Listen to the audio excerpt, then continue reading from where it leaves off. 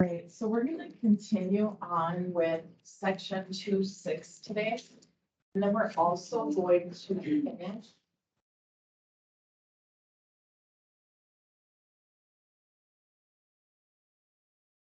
Then we're also going to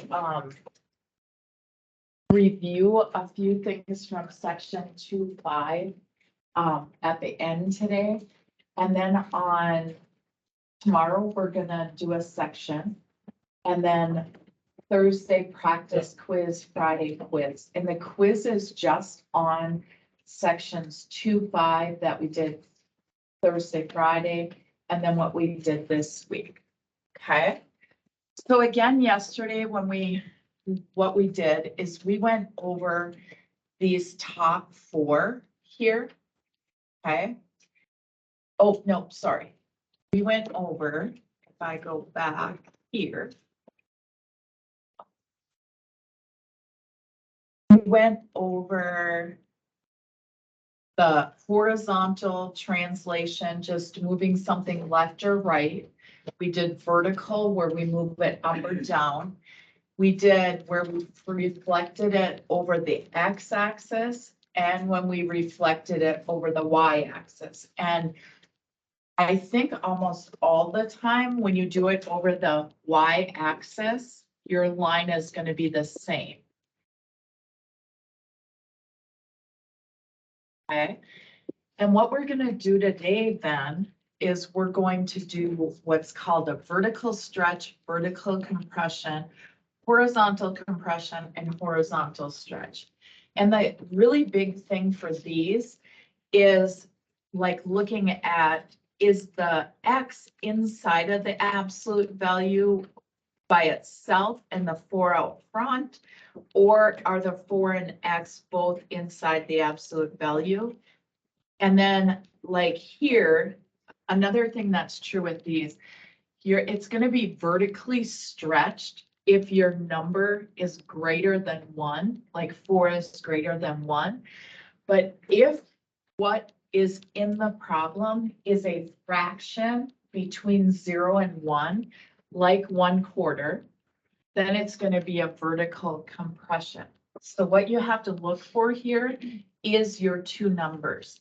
And then again, with this horizontal compression, that is when your A, or the absolute value of it, is greater than 1. So notice here we have the 4, and that is greater than 1. When you have a fraction less than 1, between 0 and less than 1, that is when you're going to have a horizontal stretch. And how we tell the difference between this one and this one is the first one, the 4 is outside of the absolute value and it's not in the parentheses, but notice here, the 4 and the X are both an absolute value and both the 4 and the X are squared. Okay, so that's how we can tell. So if we go now to this page, we are going to try one of these. Okay, and the first thing, just like when we did this yesterday, you're going to look at 2x squared and which one up here is like that. Now 2x squared is going to be just like this, y equals 4x squared. Okay, so since that 2 is greater than 1, this is going to be a vertical stretch. So here we're going to write a vertical stretch. And that's one of our answers. Now you can tell we have that x squared. And is the x squared going to be a parabola or is it going to be a v? Parabola. And if you remember what we did yesterday, okay, we started at 0, 0. And then for 1, we went up. 1 squared was 1. 2 squared was 4. 3 squared was 9. Okay. And then -1 squared is 1. -2 squared is 4.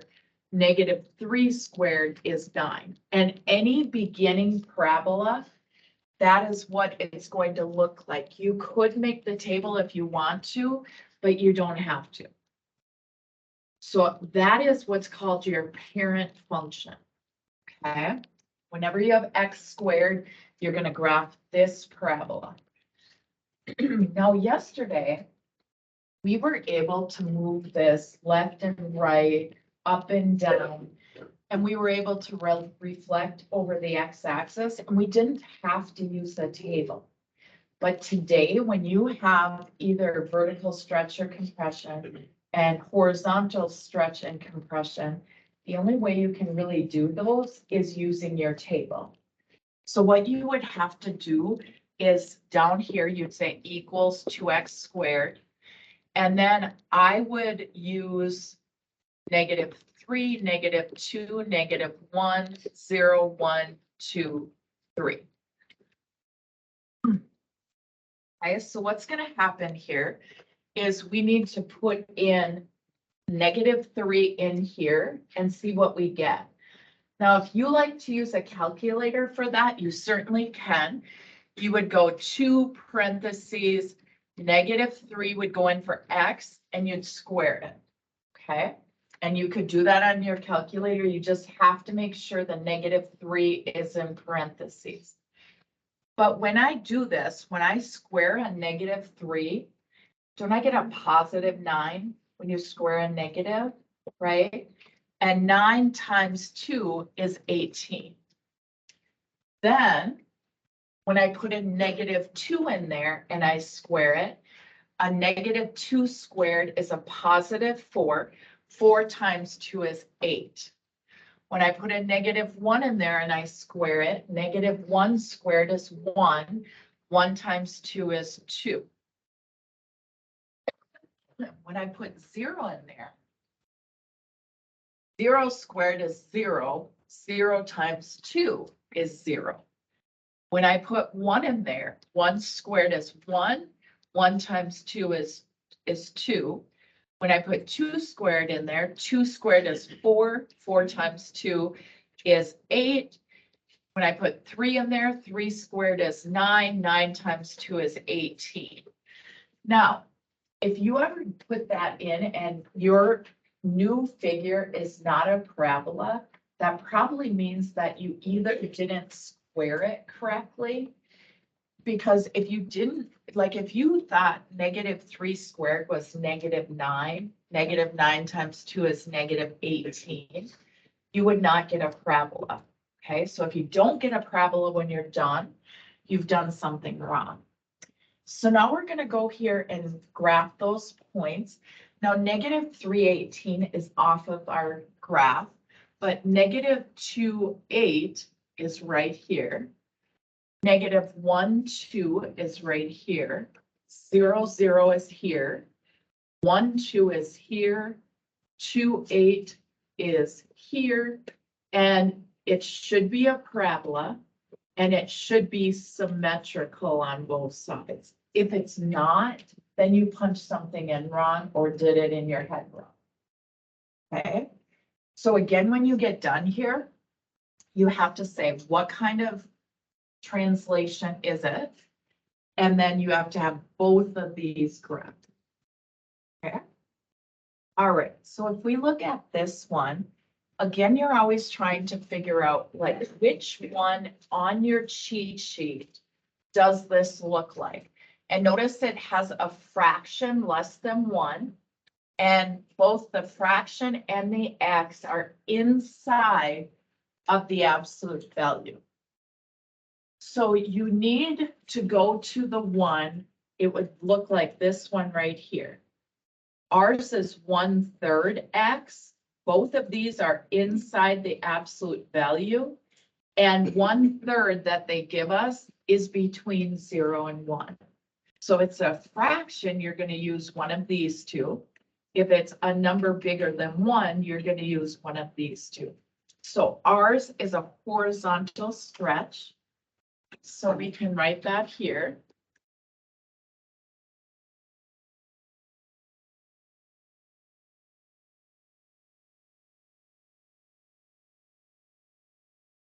Now, when you do the absolute value of X, is that going to be a parabola or a V? Going to be a V, right? So that is going to look, and every time you do the parent function, which is y equals the absolute value of X, it's going to look like this. And then that's y equals the absolute value of X. So if you use a ruler and connect, this is what your parent function is. Okay, and for that one, you don't really have to do a table. But this next one is y equals 1/3 X and the absolute value of that. Now, when you have a fraction that has a 3 on the bottom, you want to use multiples of 3 to put it in your table. It just makes it easier because you're going to get whole numbers. So what I mean by multiples of 3, I would use -9, -6, -3, 0, 3, 6, 9. So instead of -2, -1, 0, I would be using things that are multiples of 3. If it was 4, I would use 8, 4, 0. If it was 2, you could do multiples of 2. Now, here, if you wanted to, if you guys aren't great at doing like a third of this, what you could do is on your calculator, go 1 divided by 3, and then times -9, and you're taking the absolute value of that. Now, you can't really do absolute value on a calculator, but what you can do is when you get this answer, know that it has to be a positive number. Now, if you wanted to use fractions and figure it out, 3 goes into -9 3 times. So this would be 1 times -3, but it's the absolute value of -3, which would be 3. For the -6, if you went 1/3 times a -6, 3 goes into 6 twice. 1 times -2 is -2. The absolute value of -2 is 2. Okay, if you take -3 times 1/3, you're going to get where the 3 and the 3 cancel and you get a 1. 1 times -1 is -1, and the absolute value of that is just going to be 1. When you put 0 in here, anything times 0 is 0. Absolute value of 0 is 0. Then we have a 3.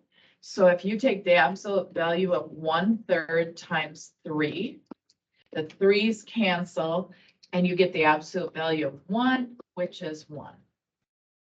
If you take 1/3 times 6, you just think of how many times does 3 go into 6? That's twice. So you have the absolute value of 2, which is 2. If you do 1/3 times 9, 3 goes into 9 3 times. So it's the absolute value of 3, which is 3. And now we would go and plot that. And again, if it's not a V, that means you did something wrong. You should never get something that's not a parabola today or something that's not a V. Okay, so if I go to graph this, -9 is up 3, -6 is up 2, -3 is up 1, +3 is up 1, +6 is up 2, +9 is up 3. So our new function looks like that. If you ever have it where it's not a V, chances are you forgot to take the absolute value.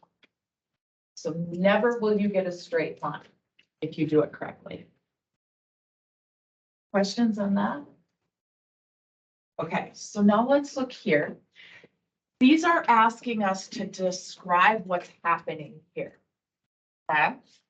So if you notice, you want to find something on your cheat sheet that kind of looks like this. So notice in this, we have a 3 and an X in parentheses, and it's squared. That is going to look, we have 3X in parentheses squared, which is going to look like this.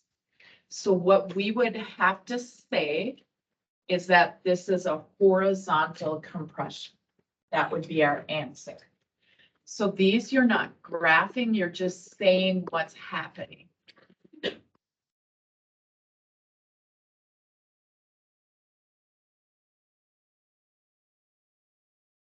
Now notice number 2 has a 3 in front of an X squared. It's just 3X squared. That's going to be like this one, which is 4X squared. And that is a vertical stretch.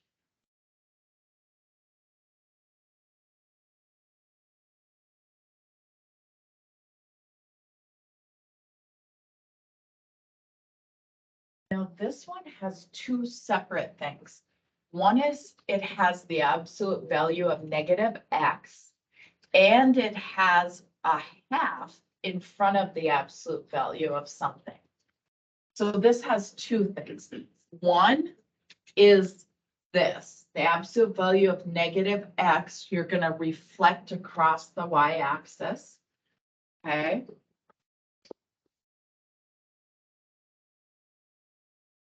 Because it's this right here. And then the second thing is you have a fraction in front of an absolute value. That's going to be like this. A fraction in front of an absolute value is going to be a vertical compression. And notice the fraction is not in the absolute value, it's in front of. So that one is going to be a vertical compression.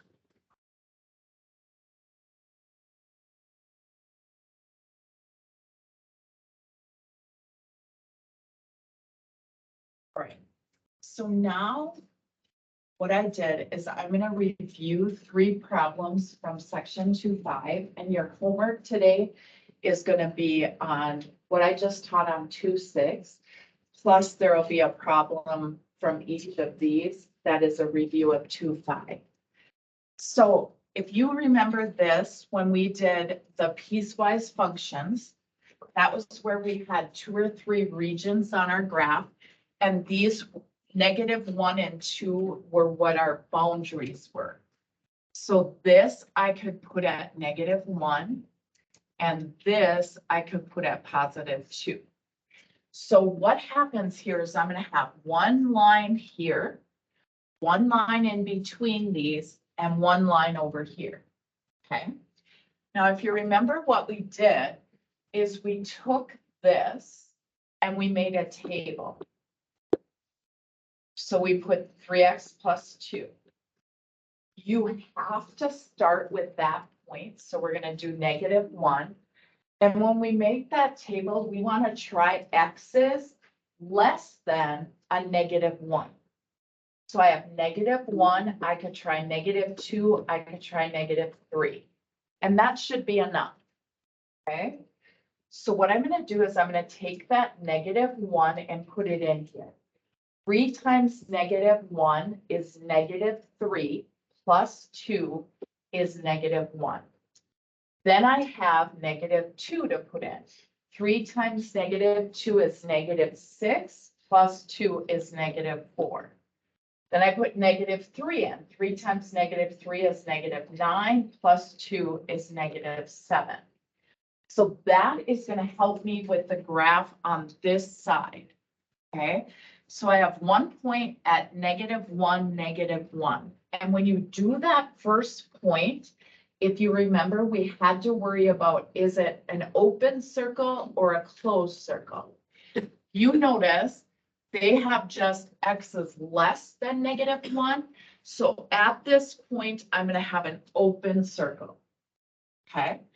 Then I'm gonna go to -2, -4, and then -3, -7. And my line is going to be something like that. Okay. And I have to have that open circle here. Now, if you notice in the middle, I have a new graph. So I'm going to go X, and then I'm going to put this in my table, -2x plus 4. Now I have two boundaries that I have to try. One is at -1. Then I'm going to move the 2 down, and I'm going to leave one space in between. So you've got to try the boundaries. So I did -2 and 2, and then I want to try one number in between. And in between -1 and 2, you could try 0 or 1. I'm going to try 0, but you could certainly do 1. Now what we're going to do is find what we get when we put these 3 dots in there. So if I go -2 times -1, that's a +2, plus 4 is 6. -2 times 0 is 0, plus 4 is 4. -2 times 2 is -4, plus 4 is 0. So now I would plot those, and when you do the boundaries, notice they're less than or equal to. So the boundaries of that line are going to have closed circles.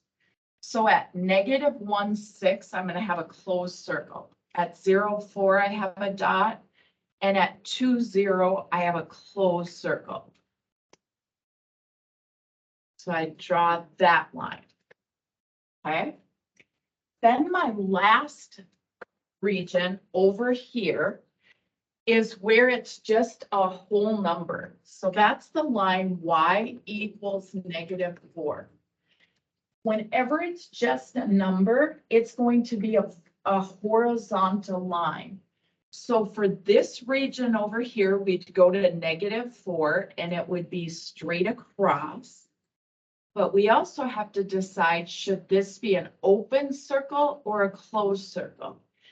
And if you look, there's no equal sign there. So this should be an open circle. Do you remember doing those? Is that okay? All right. So now if we look here, this is a step function. And if you remember with this, we tried ranges. We went from 0 to 0.99. We went 1 to 1.99. We went 2 to 2.99. And then you'll kind of see the pattern. We'll just stop there and see how that goes. Now, when I put this in, I always put the whole number in. So 0 times anything is 0. 0 times 3 is 0. 0 minus 1 is a -1. Okay. Then let's go down here. 0.5 times 1 is 0.5. Now, if you guys remember what the double brackets meant, so we have 0.5 right now. The double brackets mean what is the greatest integer less than 0.5? 0, yes. So if you think of your number line here, like 0.5 would be right here. It's looking for what is the greatest integer less than 0.5, it's 0. So this is 0. 0 times 3 is 0. 0 minus 1 is a -1, okay? When I put 2 in there, half of 2 is 1. 1 times 3 is 3. 3 minus 1 is 2.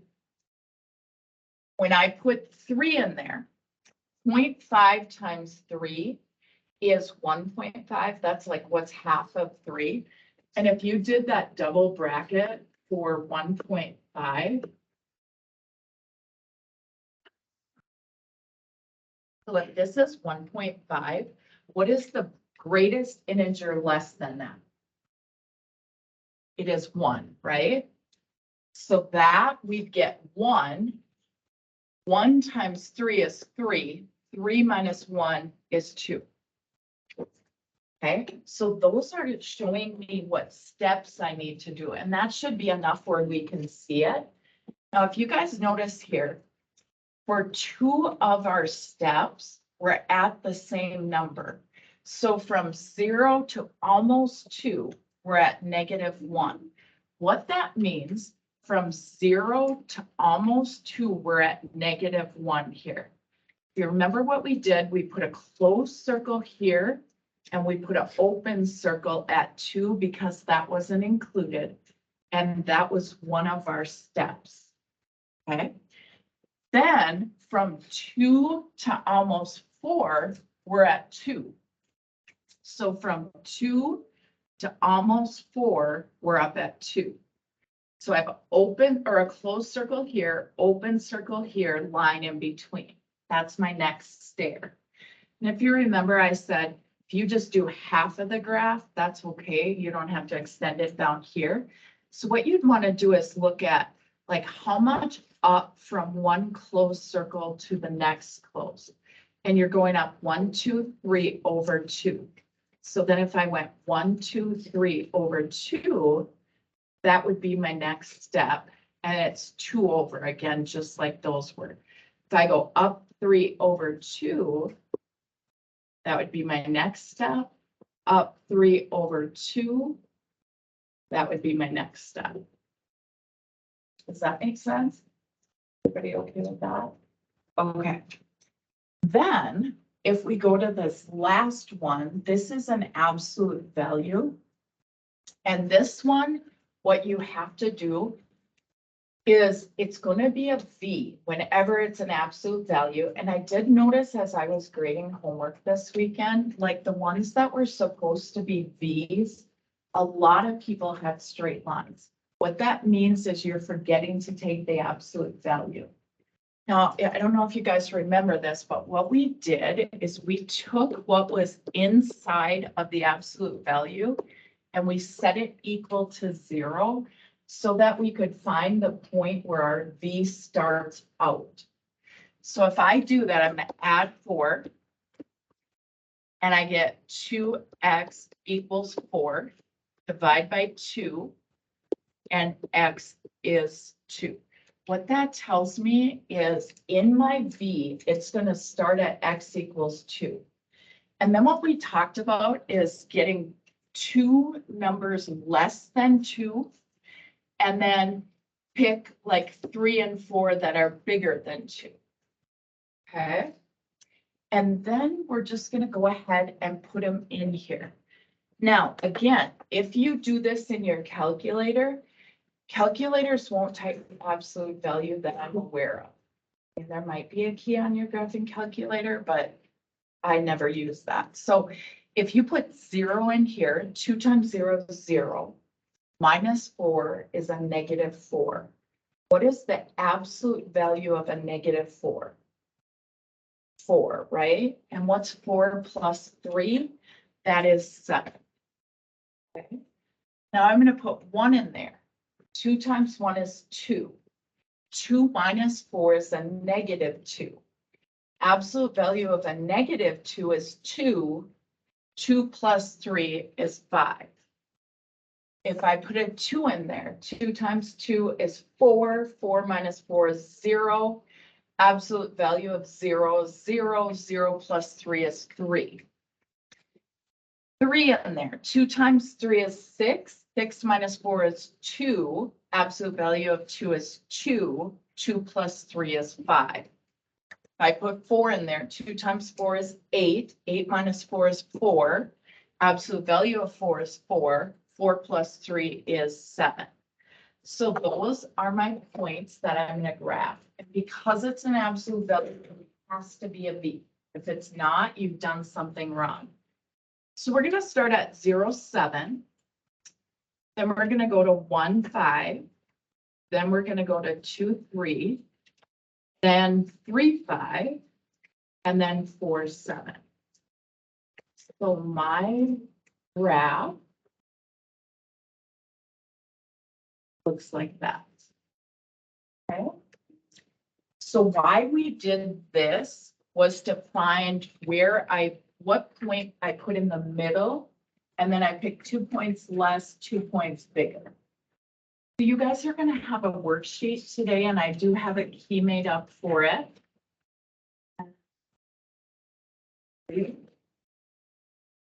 I did put the key in the weekly snapshot if you want to look on your computer. But I also will put my key up on the podium if you'd rather check it there.